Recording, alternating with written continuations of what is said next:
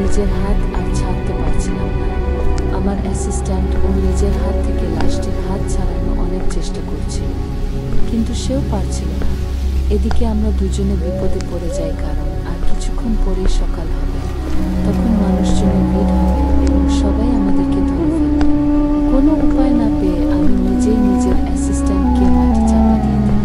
তার কিছুদিন পরে আমি স্বপ্নে দেখি আমার সেই বন্ধু খুব সুন্দর জান্নাতে একটা বাগানের ভিতরে বসে আছে। আমি তাকে জিজ্ঞেস করলাম, তুই এখানে কি করছিস? তুই তো খারাপ মানুষ ছিলি। সে তখন হাসতে হাসতে বলে, তুই যার সাথে আমাকে কবর দিয়ে আসলি, সে আমার হাত ধরে তার সাথে আমাকে জান্নাতে নিয়ে গিয়েছে। এই স্বপ্ন দেখার পরে আমার সারা শরীর যেন ঘামে ভিজে ওঠে। তারপরে আমিও আল্লাহর হেদায়েতে চলে আসি। এখন আমি 5 ওয়াক্ত নামাজ পড়ি, আর কিছুদিন আগে আমি হজ করে এসেছি। পরবর্তীতে আমি জানতে পারি সেই লাশটি ছিল একজন বিখ্যাত ইমামের, যিনি ছিলেন অনেক ভালো